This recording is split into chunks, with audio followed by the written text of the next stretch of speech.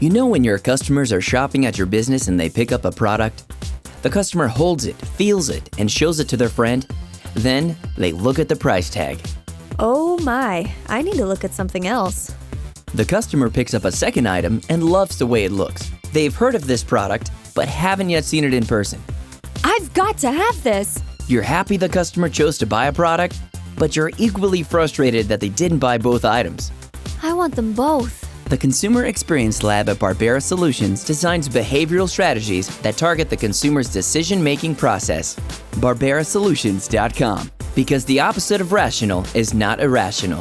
BARBERA Solutions.com. Why is the shopping cart always in the top right of the screen? How do companies predict my purchases? Why do prices end in 9? Why do fast food companies use red and yellow in their logos? Why do restaurants always have one expensive menu item? Researchers, marketers, and very curious people seek the answers for how we make decisions and how we choose products. ClickSuasion finds the secrets that companies use and shares them with you. Why do I feel better when I bought the last remaining airline ticket? How do I make choices based on colors and fonts?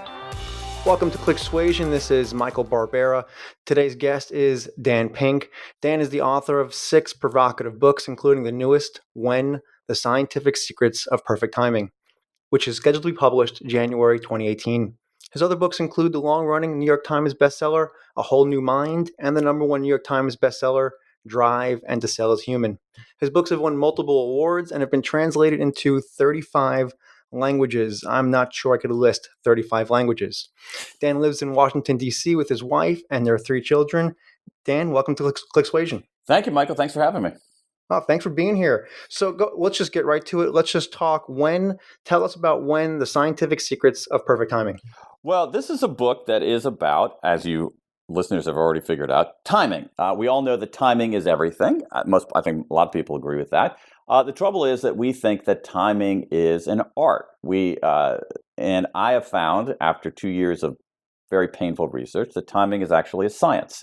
That there is this rich body of research across many, many fields: biology, psychology, economics, anthropology, endocrinology, that allows us to understand timing better and make systematically wiser when decisions. So everything from when should you exercise during the day, when should or should you not go into a hospital, when should your kid take a standardized test, when should you abandon a project, when, if you're managing a project, should you intervene to get people going. Why do beginnings matter so much? How do endings affect our behavior? How do groups synchronize in time?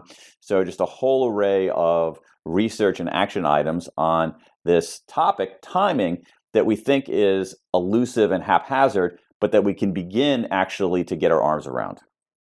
You raised an eyebrow. I like to go to the hospital when something is adverse or something is wrong. That's generally a good move.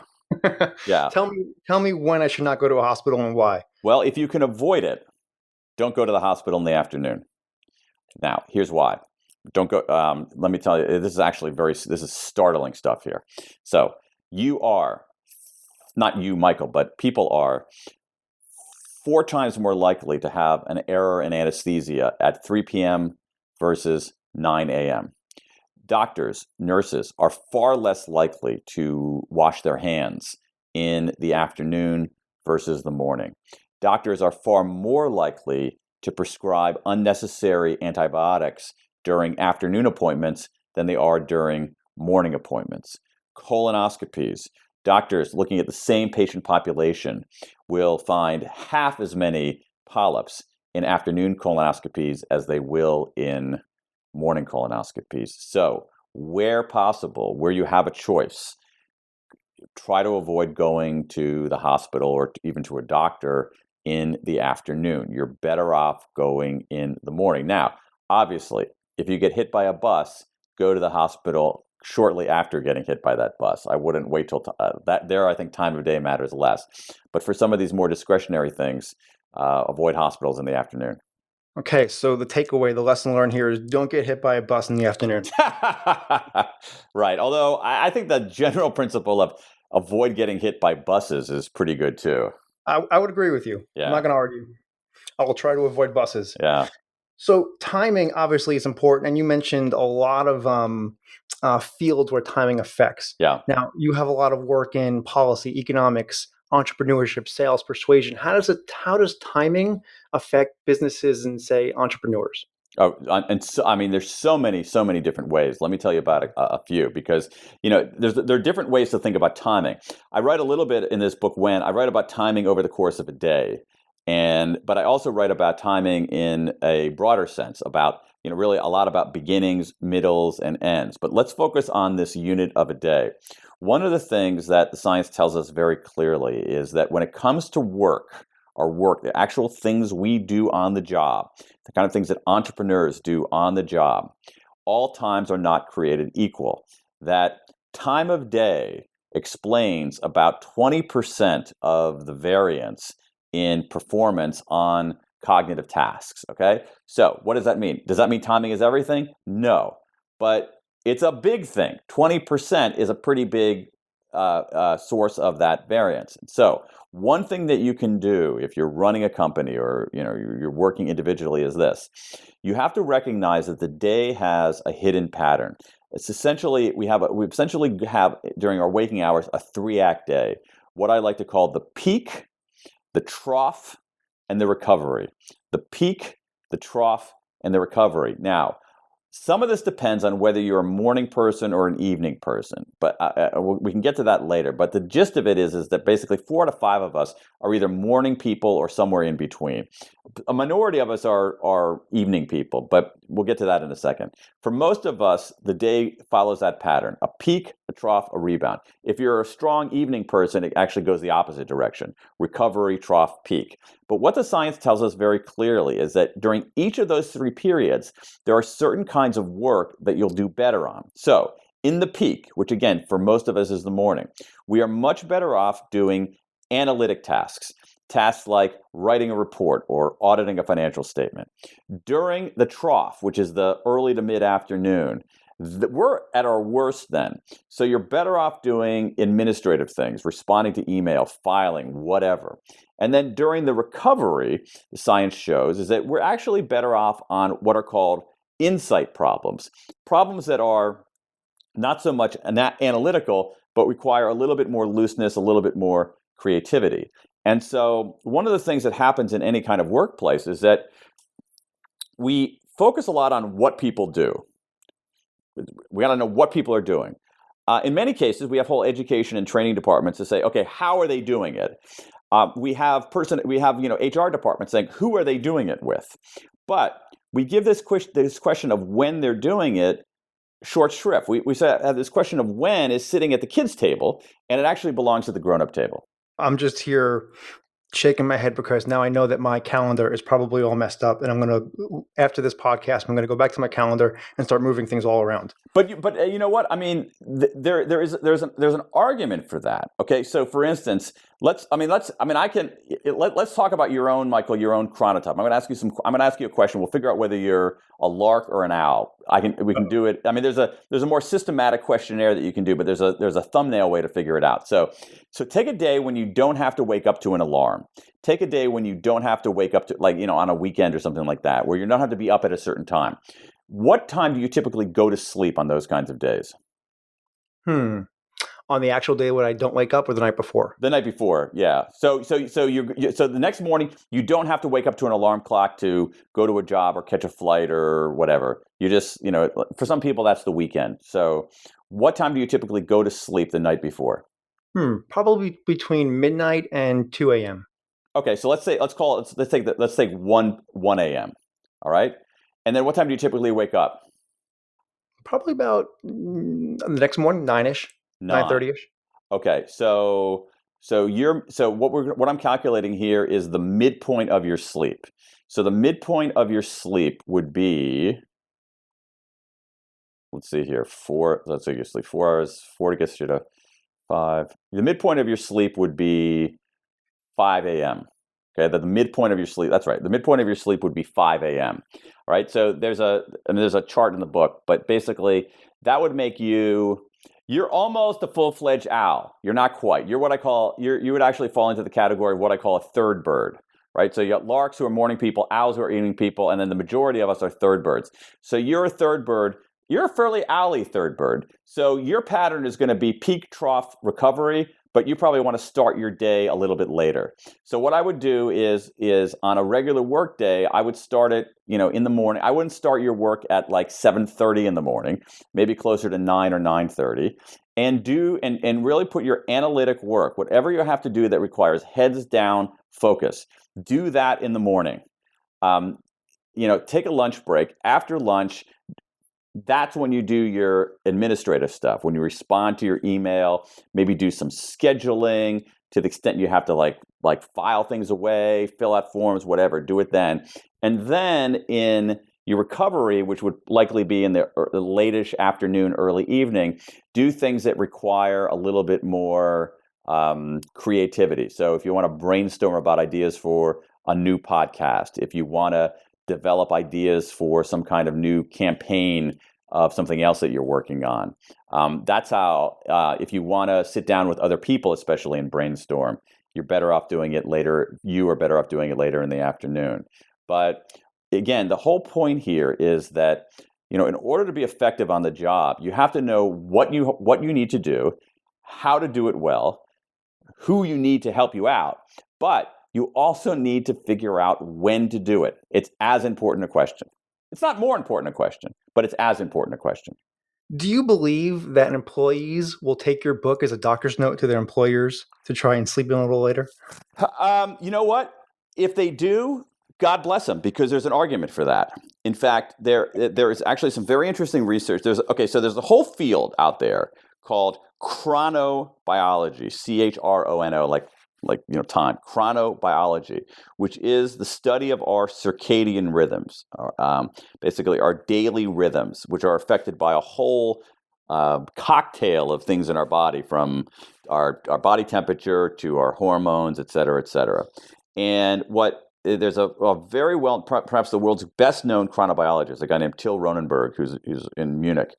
He has worked with a few German companies to essentially allow that, sort of help them reconfigure their schedules so they match people's chronotypes. And he has found when you do that, productivity goes up.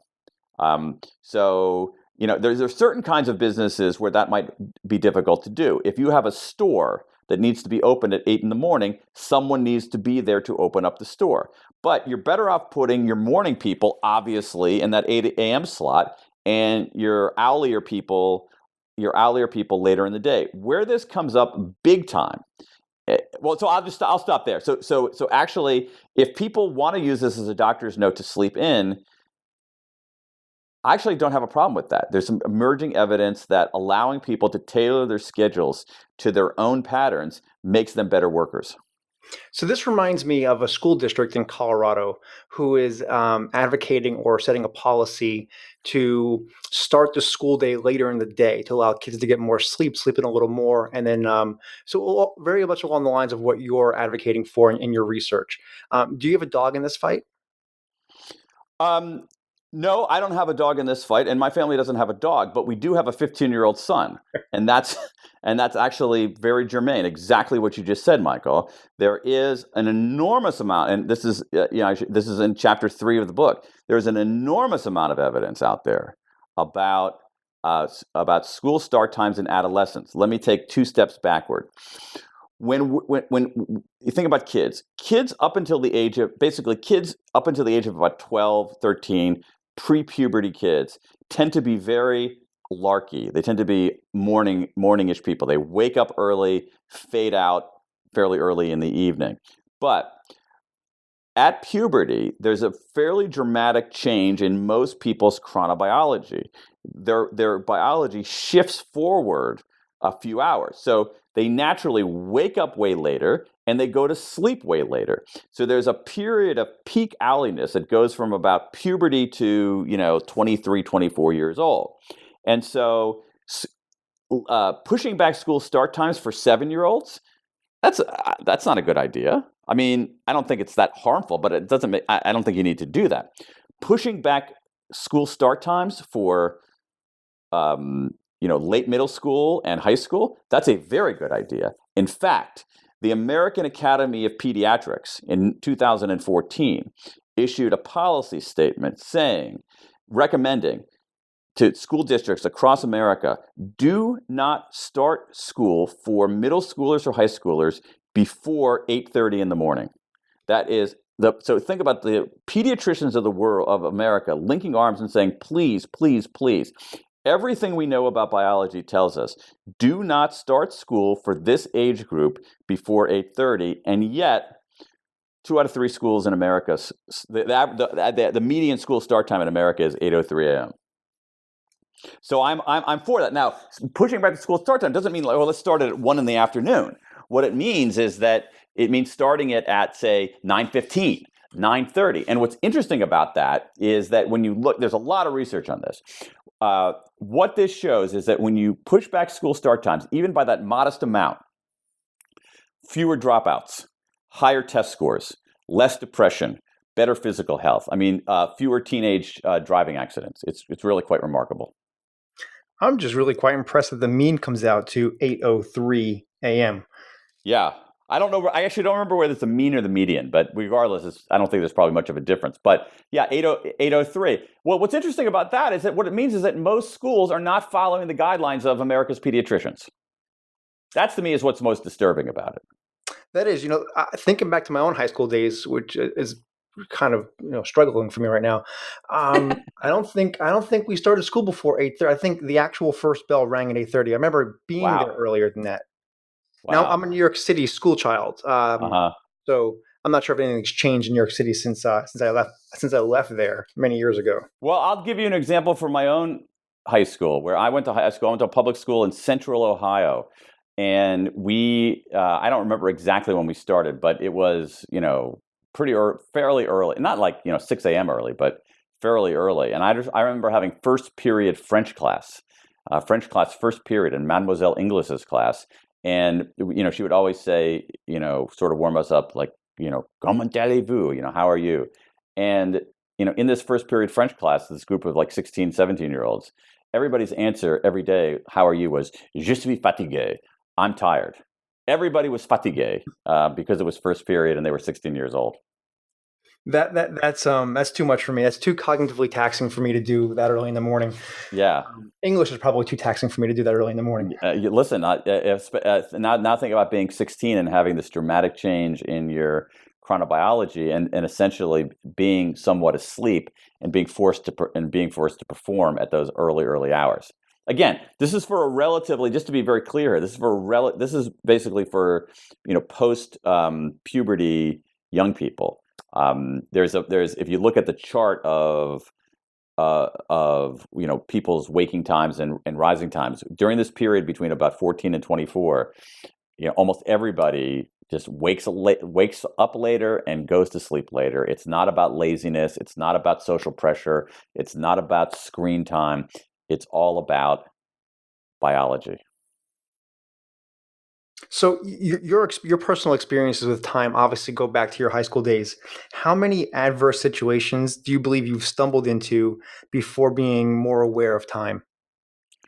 That's an interesting question. I think one of the things I found in writing this book is that to very much to your question is that I think I became more aware of time.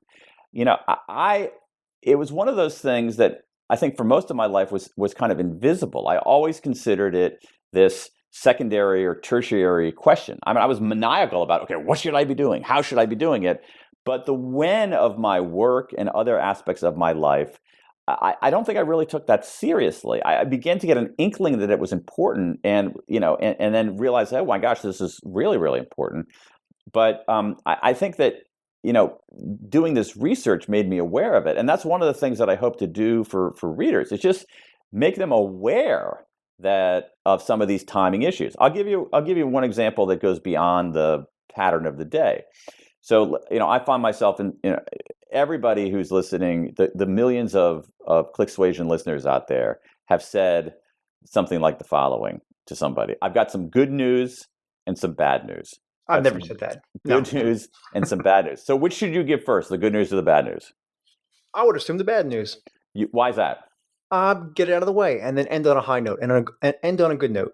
You are exactly right. You must have read When, The Scientific Secrets of Perfect Timing. That's exactly right. Now here's what's interesting about it. Most people give the good news first. And it makes sense. Hear me out here, why I think they do it. I don't have evidence of this. I'm just guessing. It's uncomfortable giving bad news, right? You know, you don't want to be a jerk. You want to lay down a cushion before giving the bad news. But if you ask people this question, which do you want to hear first, the good news or the bad news? Most people want the bad news first. And it's precisely the reason that you say that that given a choice, human beings prefer endings that elevate. We prefer rising sequences to declining sequences. And this preference for those kinds of, and this is another example of timing in a broader sense, that endings affect our behavior in some really peculiar and interesting ways. So, for instance, there's some interesting research showing that what happens at the end of someone's life is how people remember them. So you have people who were led good, who are really great people and are kind of jerks for the final couple of years of their life. They get remembered as jerks rather than as good people, that the good people that they were for most of their life. The converse is also true. That you have people who were jerks through most of their lives who suddenly start behaving themselves in the final 2 years of their life. They're remembered as pretty good people. So endings help us encode. They help us record and evaluate entire experiences. And you see this, again, let's get back to your entrepreneurs here. You see this in something like Yelp reviews. Take a look at Yelp reviews of restaurants. Just go in one day and look at how many of the reviews talk about what happened at the end of the meal. Somebody forgot their keys and the server ran into the parking lot to retrieve the keys for them. They got an unexpected dessert at the end. Wow, what a great place. Or there was a problem in the bill and the server was kind of a jerk about it. So endings have a disproportionately affect how we encode experiences. Endings also have this big effect on our motivation. Let me give you another kind of give your listeners, because you're too well informed, give your listeners a question here. So think about at what age is somebody most likely to run his or her first marathon? If you look at the research on first-time marathoners, the age at which people are most likely to run a marathon for the very first time is age 29. It's kind of peculiar. Why is that? 29-year-olds are twice as likely to run a first-time marathon as 30-year-olds and 28-year-olds. Makes no physiological reason. What's going on? They're reaching the end of a decade. That changes their motivation. Another age that people are likely to run marathons? 39. Another age that people are likely to run first-time marathons? 49. 49-year-olds are 3 times as likely to run a marathon for the first time as 50-year-olds. Why? It's one of the ways that endings affect our behavior. That when we see the end, we start to get more motivated. We kick a little harder. You're telling me there's hope by saying 49 years old. Yeah. So, I mean, how old are you?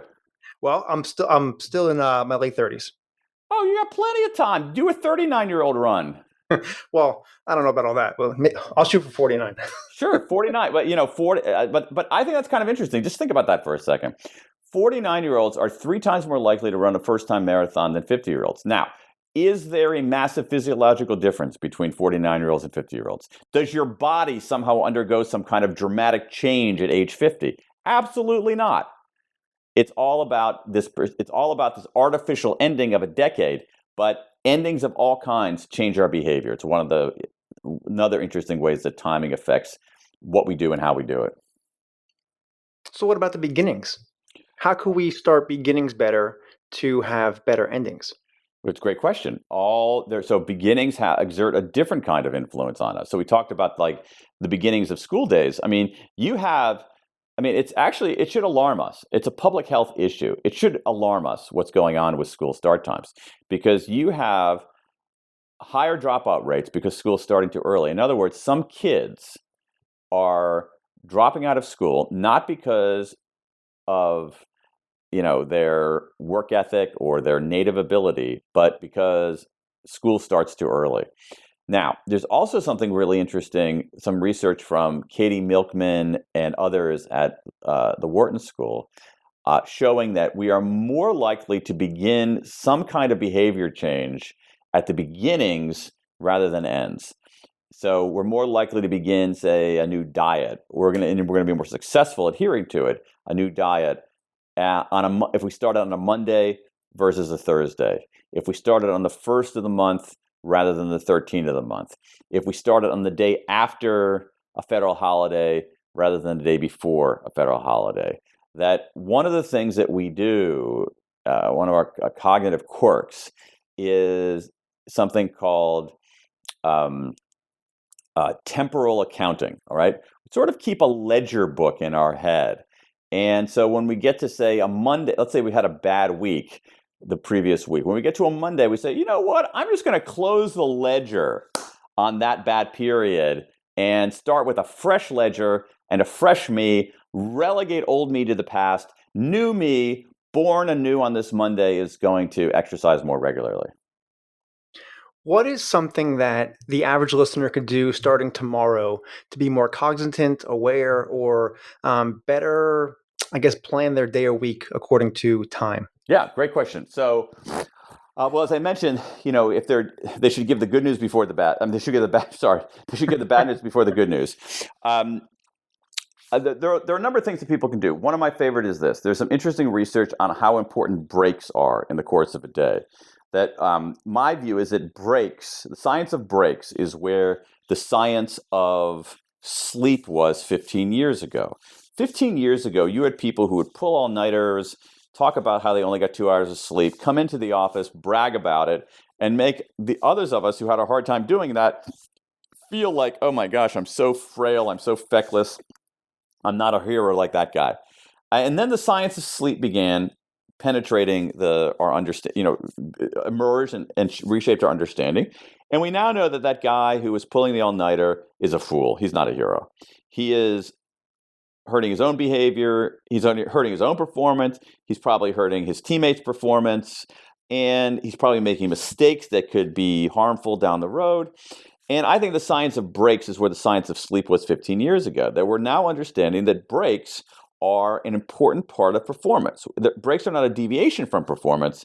They're part of performance itself. So to get to your direct question here, one of the things that I think can be transformative is on your to-do list or on your calendar for tomorrow, ClickSuasion listeners, what I'd like you to do is figure out 2 breaks that you're going to take and actually schedule your breaks.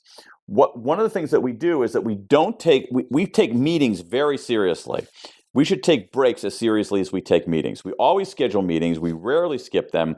We should treat breaks with the same reverence. So write down twice tomorrow when you're going to take a break. Now, there's no magic length of a break, but take a break for 10 or 15 minutes. And what we know about breaks is that you're better off doing a social break rather than a solo break.